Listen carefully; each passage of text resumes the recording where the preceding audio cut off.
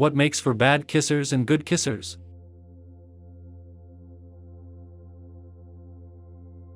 As a great kisser, I can answer this.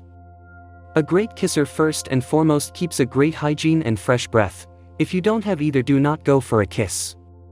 A great kisser will use their hands and not keep them down like a kid at the principal office. Kissing is the most intimate thing that exists, and touching the person you're kissing during that moment makes a vast night and day difference. How do I use my hands? As a guy, I'll say, put one hand on the back of her head and slowly move down her back spine, then down to her butt and pull her closer to you. The pace this needs to be done at is super slow. As a multitasker, this is something I do with ease, but some people may get confused. I'm very comfortable with kissing, so my attention is easily split between kissing and booking some extra fun when kissing is done by placing my hands all over her body while we're kissing. A very underrated trick not many guys do, placing your hands on her waist, is so important. What makes a bad kisser? Bad breath. If you're the guy, don't get too emotional while you're kissing and start gushing about how this is the best moment of your life. Just enjoy the moment and say something funny if you must speak. Don't open your eyes, that's a big no-no. Kissing must be done with eyes closed. If you open your eyes and peek, it's creepy and also a sign that you're not enjoying the moment or you're not genuine about your feelings towards the person you are kissing. Pro tips. 1. Kiss with lips. Don't suck the soul out of the person you are kissing. The intensity of the kiss depends on the setting and the mood and also the level of the relationship, but in any case, don't get sloppy slop. But if you do pull back, take a breath, then kiss again, but do not keep kissing. A sloppy kiss is very uncomfortable and even disgusting to some. 2. Eye contact before the kiss. Them slowly shut down your eyes when your lips finally touch and open them again as you both pull back. 3.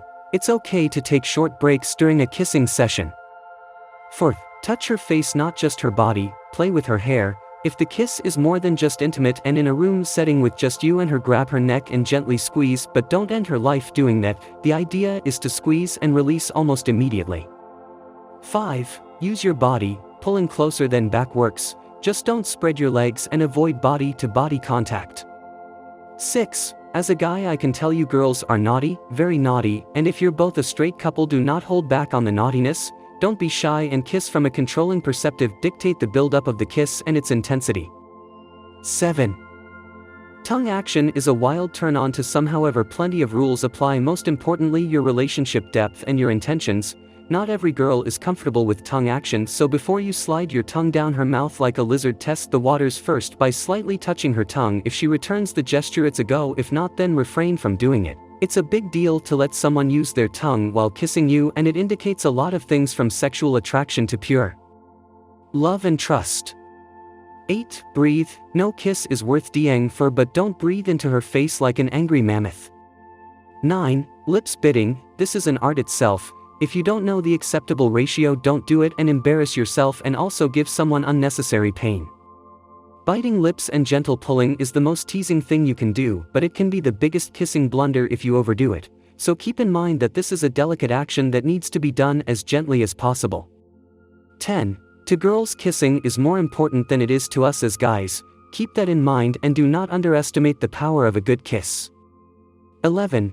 Convince yourself you are the best kisser in the planet and then work from there. Kissing takes a lot of courage to start and lots of confidence to proceed. A shaky, stuttery kiss is a bad kiss. Do not go for long if you are not at ease or you feel insecure about your breath, or if theirs is bad. Simply move backwards, tell her to say a and throw a tic-tac in her mouth. 12. First kisses are cool, but a good kiss is unforgettable too. You can always be her first best kiss if you do it right. Happy kissing. With romantic kissing off the table, make sure you randomly kiss loved ones on the cheek, especially your mother. Do it as random as possible. It will make her year, not just her day, and only take seconds. The agony of not having your mother around is the biggest pain you'll never endure. There's no pride, no fight, no disagreement more important than the face of a proud mom, and they settle for anything that even knowing you're thankful is enough. Short answer: a good kisser caresses you. A bad kisser doesn't. He was my ex-boyfriend's best friend. I was 15 and drunk. He was a freshman in college. We were in my bedroom while the rest of the party was rocking downstairs. He played with my necklace, moving the clasp to the back of my neck, giving me some line about making a wish. He was trying really hard to look deep in my eyes, and when I met and held his gaze, he leaned in to kiss me. My heart was racing. I really didn't like him that way, but this was a boy in college. He was nearly a man. And he wanted to kiss me. I think my lips shifted into a slight smile as my eyes closed and I leaned forward, a hand moving to his chest for support, ready for his kiss. Our lips met. His arms slipped around my waist. Go for the neck, guys, not the waist, it's way hotter in Mo, and I stepped closer. He kissed me with a closed mouth, then tilted his head the other way. Again, closed-mouthed. I followed suit, but the third time he went to lift his head, I let my lips part.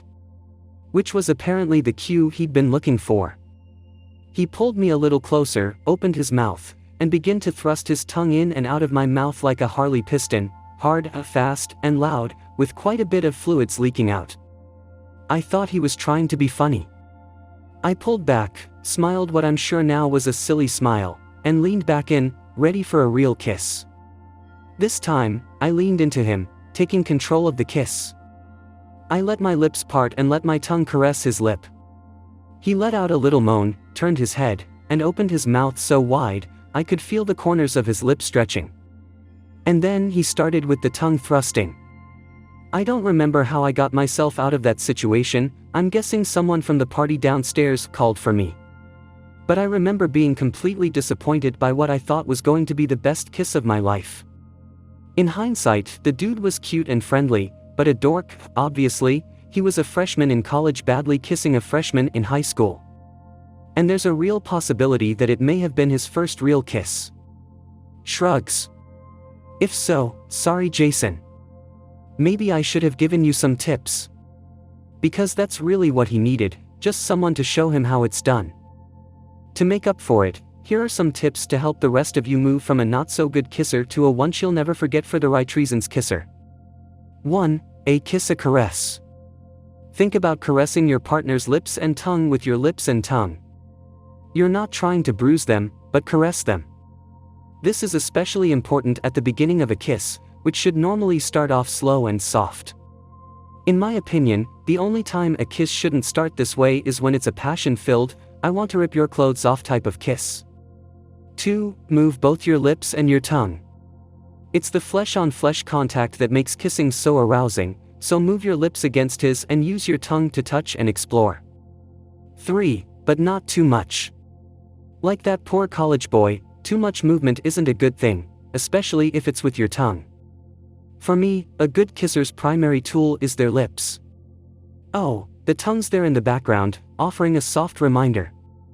And every once in a while it can take center stage, but, for the most part, your tongue shouldn't reach too much past the other person's teeth and shouldn't be the star of the show. 4. Find the right pressure. Everyone likes to be kissed different, but few of us like so much pressure that our teeth are cutting into our lips. It's better to be too gentle while you figure out what the person you're kissing likes. In most cases, if they want a little more aggression, they'll let you know by trying to deepen the kiss or increasing the pressure on their side. 5. Find your kissing tango. Kissing involves two people, and much like a dance, you need to find your partner's rhythm and find a way to complement it. This may be mimicking their style or letting them take the lead and simply following suit. 6. It's not just about the kiss. When you kiss someone, don't just focus on the kiss. Get your hands involved by holding the back of their neck, maybe laying a hand on their cheek. You may want to kiss their throat or their neck. Getting too caught up in just lips on lips may make your kiss feel mundane. 7. Check your oral hygiene. If your breath still smells like the garlic cheese you ate for lunch, your partner may be distracted by your hygiene and not able to enjoy the kiss. Also check in with your lips, making sure they're soft. When they feel rough, take a little honey and sugar mixture and rub it on them for a moisturizing exfoliation. 8. Change things up. Nobody wants to get bored kissing, so make sure you're changing things up every now and again. From moving your hands to gently sucking on a lip, variety is the spice of life, especially when you're kissing. While I'm sure there's 149 other tips for improving your kissing style, I'm going to wrap it up with this. Don't overthink it. Take a deep breath and relax. Remember, you're here to enjoy the lip lock, don't let your brain get in the way. Hope this was helpful. Good kissers take their time. They make their lips soft, make slow movements that are soft and gentle.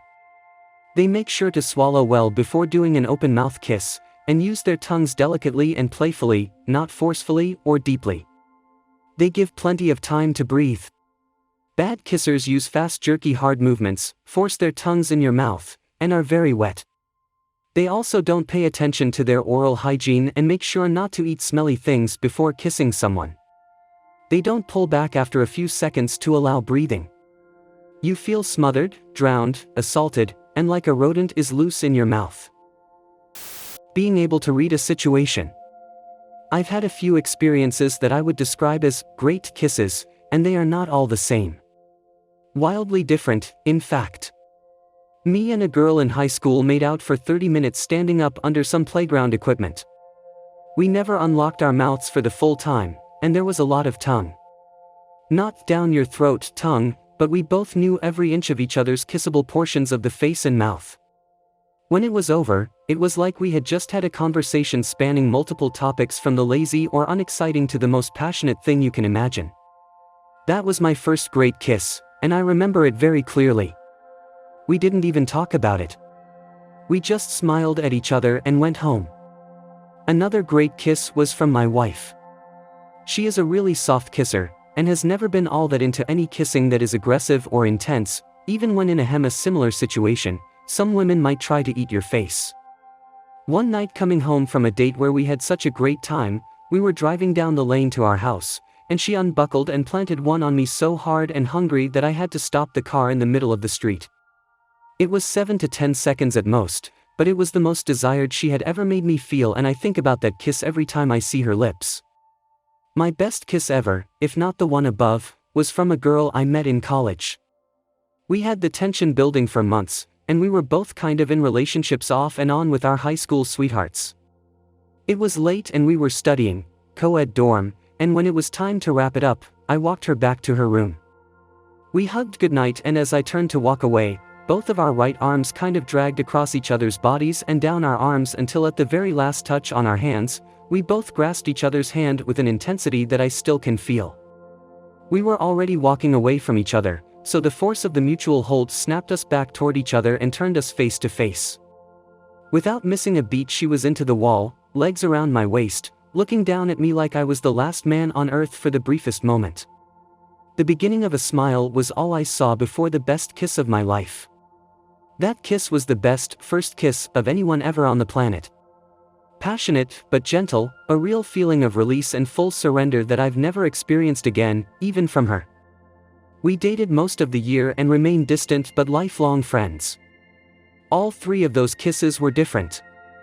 The first was all about coming of age, experimenting with an equally enthusiastic partner, and everything being new. The college girl kiss was about discovering what true passion is and letting vulnerability enhance the experience, and the kiss with my wife was mostly about how it made me feel. I'm a decent-looking guy in my 30s with 3 kids and a beautiful wife. We run the rat race, and it's easy for me to feel like my wife isn't as into me as I am into her because she doesn't display her passion the way I do. That kiss, whether she knows it or not, showed me that there is passion there for me, and that makes all the difference in the world to me. Great kissing is about getting the moment right and executing it right. You can lose a girl by kissing her wrong at the right time. Best idea would be to let her lead. If she kisses you hard, kiss her hard. If it's soft, be soft. There's something truly magical about a really good kiss. And there's something truly gross about a really bad kiss. I'm gonna share some personal experience. 1. Lead with lips. Not tongue. Not tongue. If kissing is a gymnastics routine, tongue is a backflip and lips is a handstand. You gotta warm up. Plant your lips softly and slowly apply pressure. If you go in too fast, you might clash teeth, painful and not fun, trust me. 2. Nibble. Part your lips slightly and make small pursing motions, varying the pressure at which you press against your partner's lip. 3. Saliva check. If the kiss is starting to get sloppy, don't be afraid to pause and lick your lips for a second. It's cute, adds anticipation, and makes the kiss better. 4. Run your hands down their back. This is literally never not hot. Adds to the intensity x 100. 5. Tongue. This takes skill. Like a backflip, when executed properly it is awesome, but when failed you might break your neck. Push your tongue gently forward until it meets your partner's lips. Wait for them to part, don't force their lips apart. As your partner's lips open, gently push your tongue forward and explore their mouth. Go around a little before moving downwards, gag reflex, and when moving downwards go slowly. 6. Tease. Kiss the cheek, hand, shoulder, forehead for a more playful and sweet approach. Go for a peck, pause, then lean in again. This keeps the excitement and thrill super high. 7. Consent. This is especially important if it's your first kiss with that person. "Can I kiss you?" doesn't have to ruin the moment. But if you find that awkward, try the 70/30 rule. The 70/30 rule is where when you initiate the kiss, you lean in 70% of the way. This means in order to kiss, your partner has to lean in as well, so you are giving them some freedom and choice whether they want to kiss you. It's been about 3 months since I kissed someone. Damn, I'm lonely, sad face. Stay scandalous. Please leave your story in the comments. I would love to make a video on them in the future also. Don't forget to like and subscribe to you never miss a video.